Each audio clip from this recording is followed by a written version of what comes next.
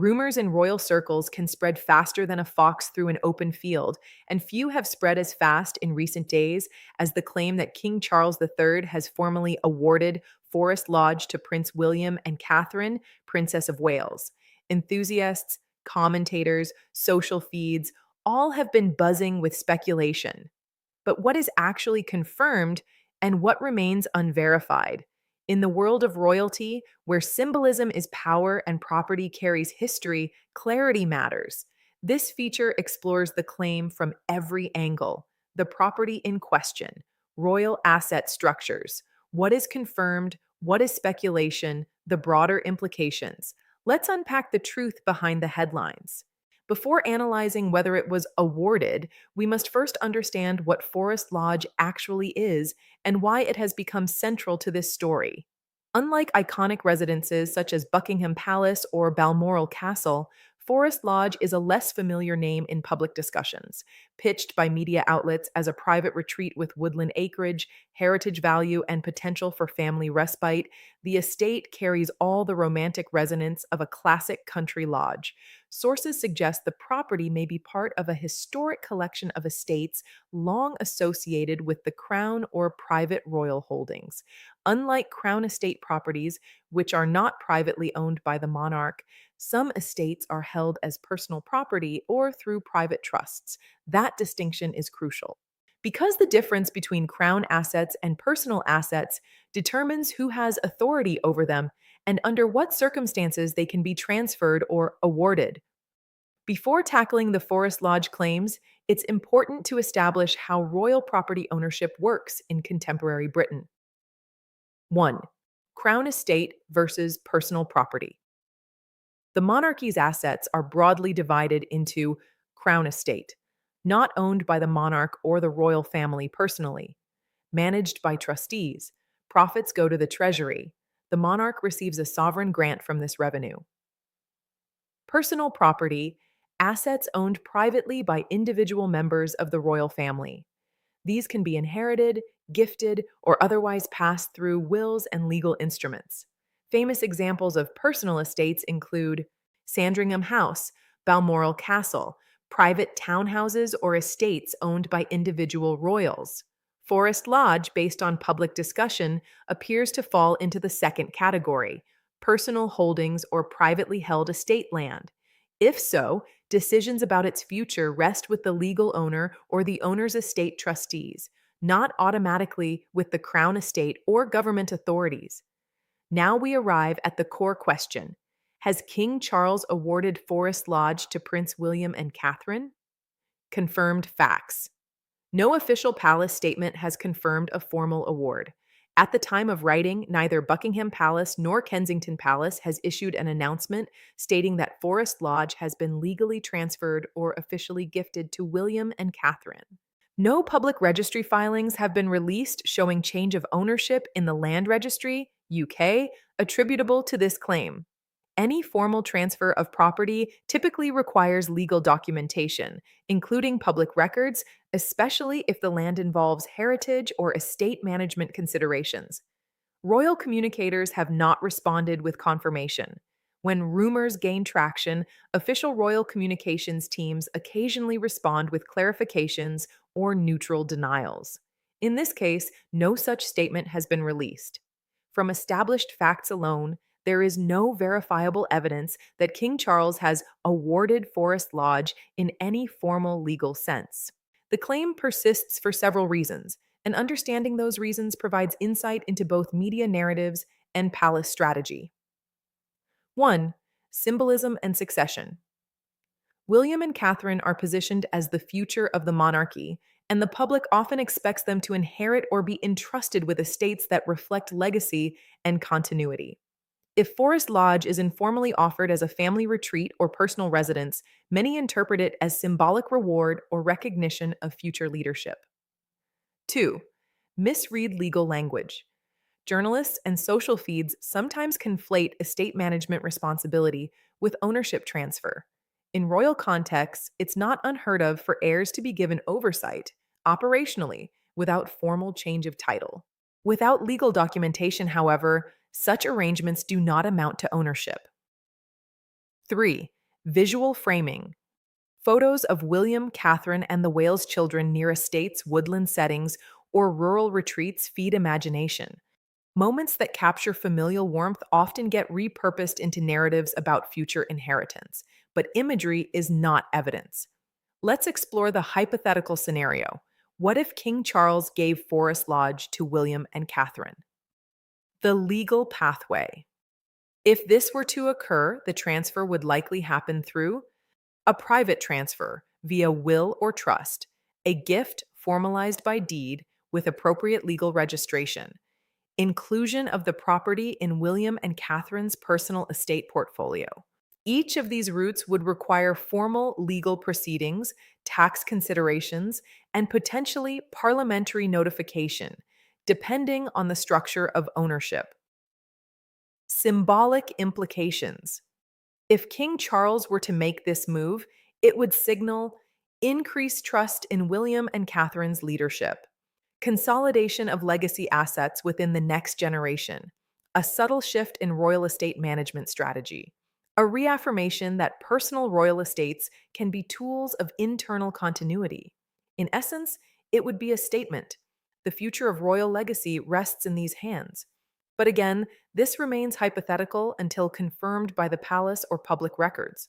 Even without Forest Lodge confirmation, there are verified developments that speak to William and Catherine's expanding connection with royal estates and private holdings. Adelaide Cottage and Windsor estate life. It is confirmed that William, Catherine, and their children have relocated significant aspects of family life to Adelaide Cottage on the Windsor estate. This reflects a strategic shift toward privacy, proximity to family support, a more grounded family environment away from central London. While not a new official estate transfer, it signals a retrenchment of the Wales family into private property management, something commentators interpret as preparing for future stewardship. Catherine's deepening advocacy and estate use. Catherine's involvement in initiatives that utilize private estate land, such as outdoor education activities, youth engagement, arts and cultural retreats, reflect a pattern of estate utilization rather than estate ownership. These activities demonstrate long-term integration of personal property into the Wales family's public and private identity. There are persistent claims that Forest Lodge is now William and Catherine's private residence.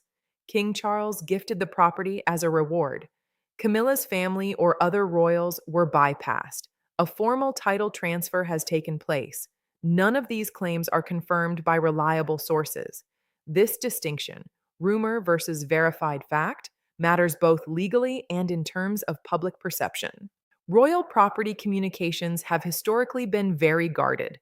When ownership changes occur, they may be silent until finalized, avoid commentary until legal registration is complete, wait to announce only after all stakeholders are aligned.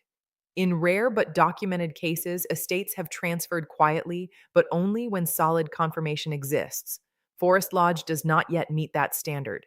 Even without confirmation, why is this story gaining traction? 1. A desire for legacy continuity. Much of the public narrative around William and Catherine is tied to future expectations, a future king and queen, modernized monarchy, a reoriented role for royal family estates. If Forest Lodge were granted, it would symbolically align with those expectations. 2. Social media amplification. Claims about property gifts often spread because they are easy to phrase boldly. Prince William was given Forest Lodge. They require minimal factual basis to be shared. They play into existing narratives about royal succession. Viral spread is not validation, it is amplification. Let's turn to precedent. Sandringham and Balmoral. These estates are well-known examples of personal royal property that has passed through generations rather than crown estate management. Their transfer history shows that documented wills are involved, documents are registered legally, public notification sometimes follows, but such transfers often happen after the death of an owner, not spontaneously.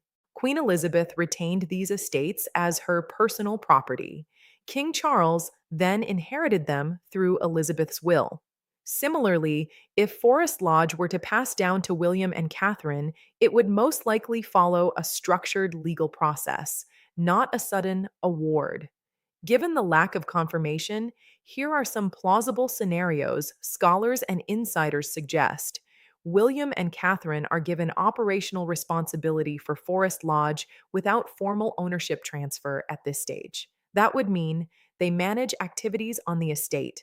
They use it for family events. They host private programming, but they do not legally own the land. This scenario is plausible and aligns with past royal estate arrangements. It's possible a legal trust is being arranged to transfer ownership at a future date, but the paperwork has not been publicly registered or announced. Royal estate transfers are often handled privately before becoming public record. If this is the case, the palace may wait before confirming anything. Many royal property rumors gain traction simply because they sound right within broader narratives about William and Catherine's role in the monarchy's future. In this case, there may be no actual legal transfer, no discussion underway, nothing beyond speculation. This remains the only confirmed conclusion unless new information emerges. Royal households do not typically comment on unverified rumors, especially regarding property. Why? Because 1. Premature confirmation can lead to legal complications. 2. Rogue speculation can impact public perception. 3. Ownership questions can inflame extended family dynamics. 4. Premature statements can have tax and regulatory repercussions. By remaining silent until absolutely necessary, the palace practices caution, not disregard. Silence in this case protects both legal process and public expectation. When examining the speculation about Forest Lodge, it helps to place it in context with evolving royal property norms. Tradition meets modernity. Royal estates are no longer simply symbols of power, they are operational sites, private family spaces, part of heritage preservation, used for programming, arts, education, conservation. This evolution means that use is as significant as ownership. William and Catherine's engagements often involve private estate utilization, suggesting a pattern of deeper connection even without legal transfer. Whether Forest Lodge is formally transferred or simply utilized, the perception of stewardship matters. It aligns William and Catherine with continuity. It reinforces their role as heirs with responsibility. It places them in the narrative of long term family legacy. The public, at a narrative level, interprets association as de facto connection, even without legal proof. This is why rumors can feel true even when unverified. Many online claims speculate that Camilla's family or extended royal relations were bypassed. Here's what is actually verifiable.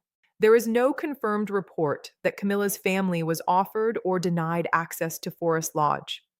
There is no statement from Camilla or her representatives about this issue.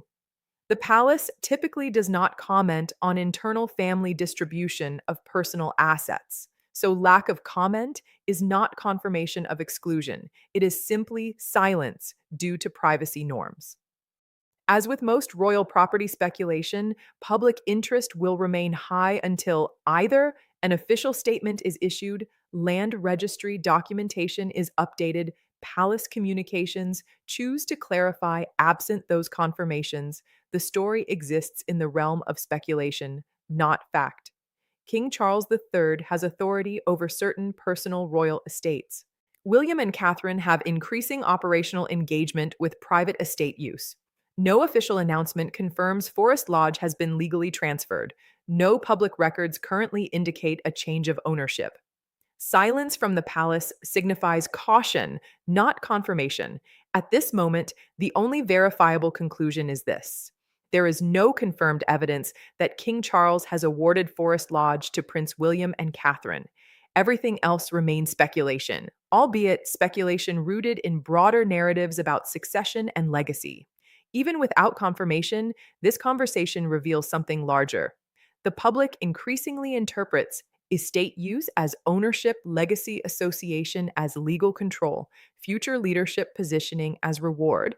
That tells us as much about royal perception as it does about royal property. In today's media landscape, narratives rise faster than deeds. but deeds, when they occur, reshape narratives in even deeper ways. The idea that King Charles may formally grant Forest Lodge to William and Catherine is compelling. It fits neatly into broader expectations about legacy and heritage. But in the absence of official documentation or public palace confirmation, this remains a story of inference, not induction. What is confirmed is that William and Catherine are increasingly intertwined with the royal estate landscape through use, presence, programming, and public association. And that in itself reflects a subtle but undeniable shift. The next generation of royal stewardship is already taking shape. Whether Forest Lodge becomes part of that story in a legal sense remains to be seen, but its place in public imagination is already secure.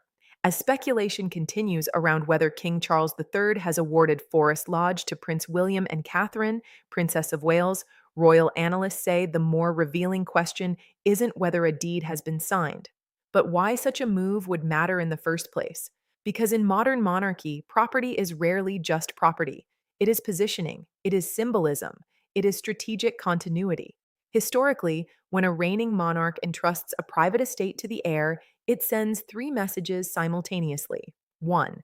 Internal trust, a signal to the family that leadership preparation is active.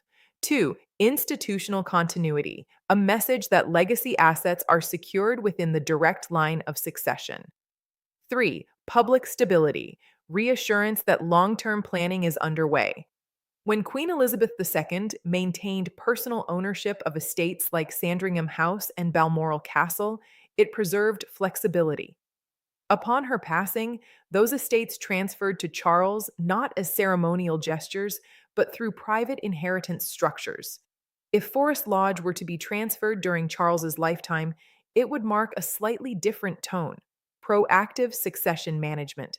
That would be notable, though not unprecedented. One major issue fueling confusion is language. The word awarded implies a reward, but in royal legal terms, estates are typically allocated for use, held in trust, transferred via inheritance, assigned for stewardship. These distinctions matter. For example, William and Catherine's residence at Adelaide Cottage is not the result of a public award ceremony. It is a practical residential arrangement within the Windsor estate.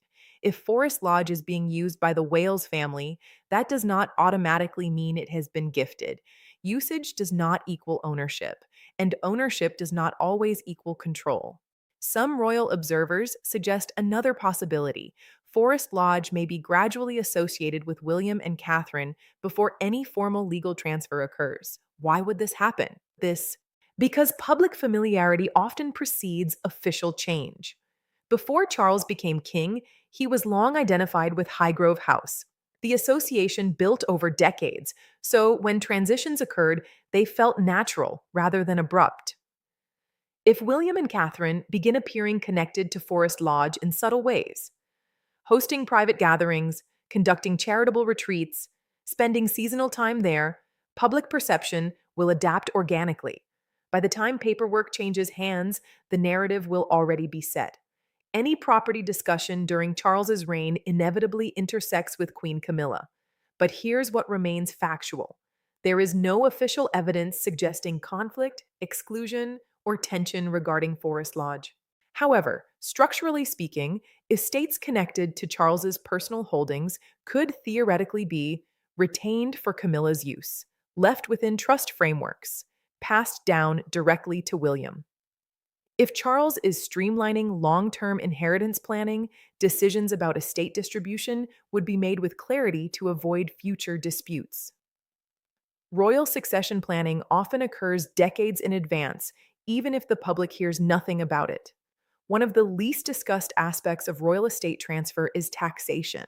While sovereign-to-sovereign transfers can receive exemptions under specific arrangements, lifetime gifts are subject to different frameworks. If Forest Lodge were gifted outright during Charles's lifetime, it could trigger inheritance tax implications unless structured carefully.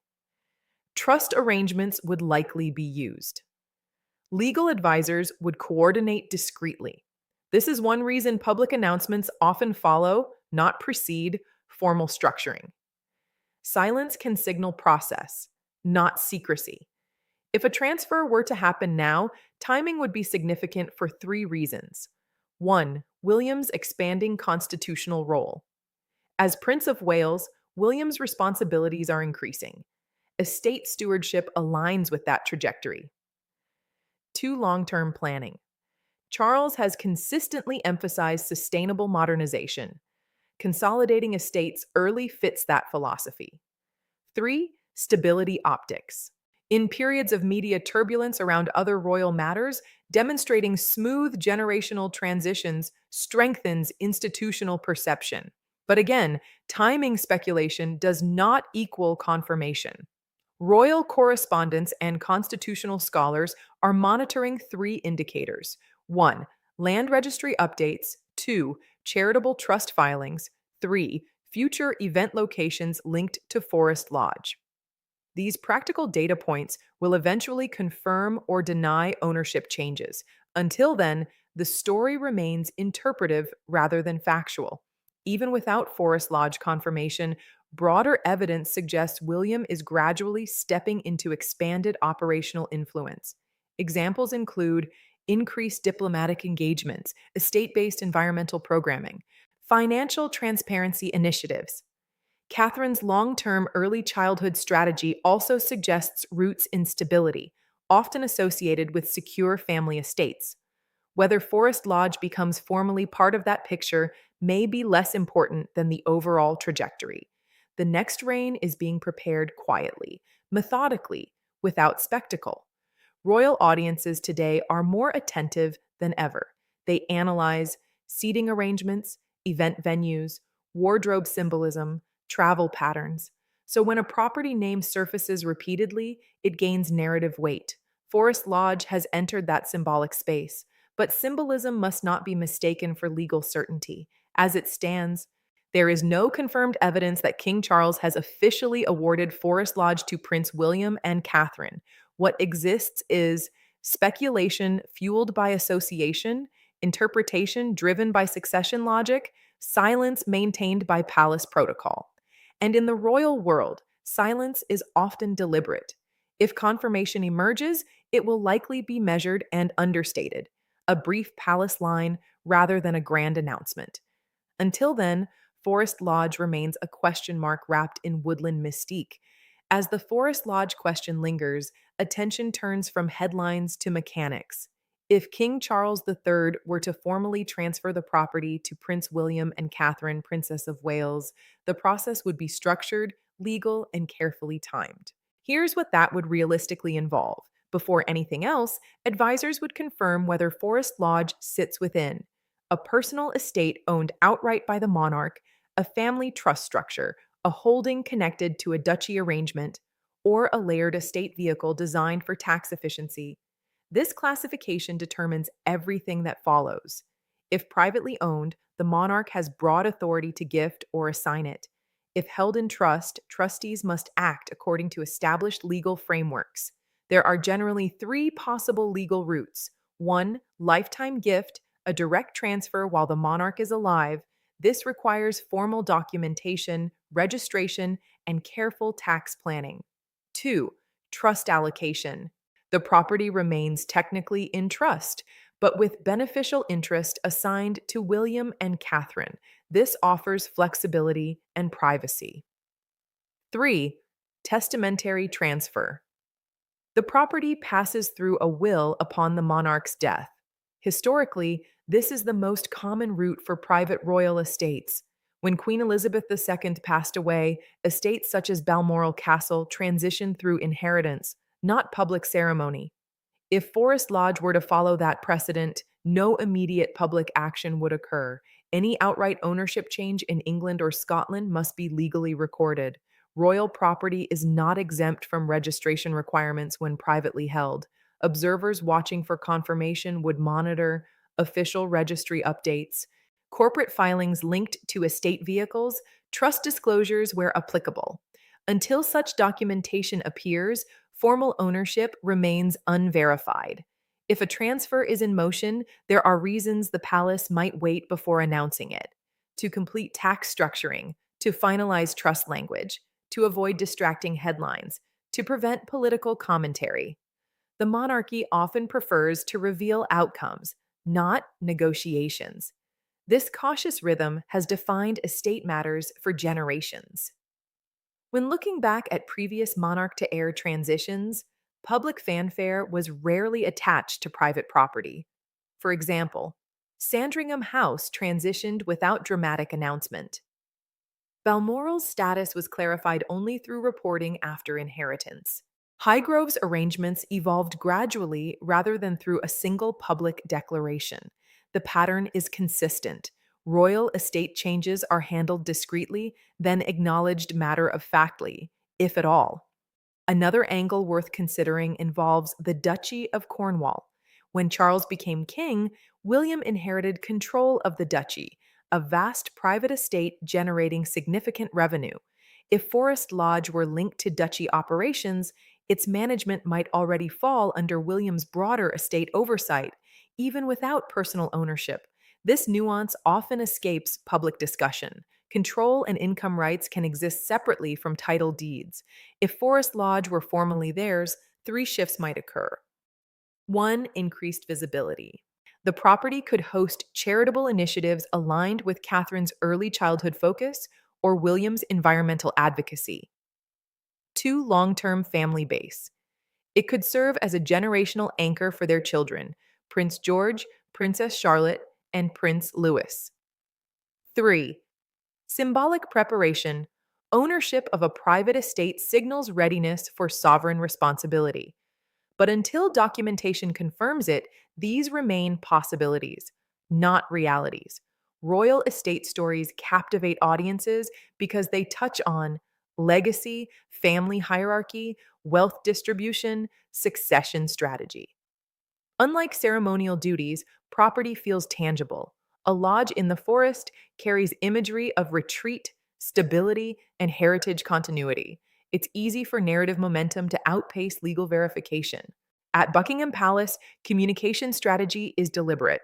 No confirmation means no denial, no affirmation, no amplification. The palace historically responds only when clarification becomes necessary. Until then, rumor exists in its own ecosystem. Yes, if a transfer is finalized, the wording would likely be restrained. The king has allocated Forest Lodge for the use of the Prince and Princess of Wales. Or, Forest Lodge now forms part of the private estate portfolio of the Prince of Wales. Brief, neutral, procedural, no drama. As of this moment, no official palace confirmation, no public registry update, no verified legal documentation, no formal announcement. Therefore, there is no confirmed evidence that King Charles has awarded Forest Lodge to William and Catherine. Everything beyond that remains interpretation. Royal property transitions are rarely theatrical.